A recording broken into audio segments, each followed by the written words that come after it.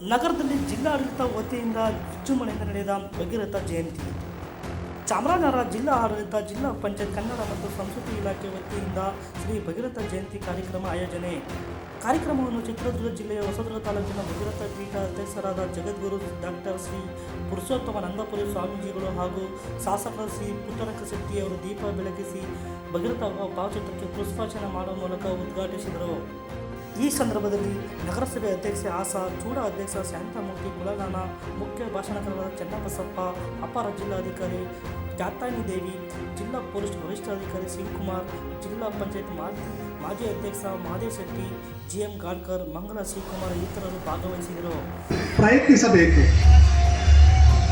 ಸಮುದಾಯದಲ್ಲಿ ಹೆಚ್ಚಿನ ಸಂಖ್ಯೆಯಲ್ಲಿ ವಿದ್ಯಾವಂತರಾಗುತ್ತಿರುವುದರ ಜೊತೆಗೆ ವಿವಿಧ ಪ್ರಗತಿ ಸಾಧಿಸುತ್ತಿರುವುದು ಒಂದೆಡೆಯಾದರೆ, ಮತ್ತೊಂದೆಡೆ ಬಾಲ್ಯ ವಿವಾಹ ಪಿಡುಗು ಇನ್ನು ಸಂಪೂರ್ಣ ಪ್ರತಿಯೊಬ್ಬ ಪೋಷಕರು ತಮ್ಮ ಜವಾಬ್ದಾರಿಯನ್ನು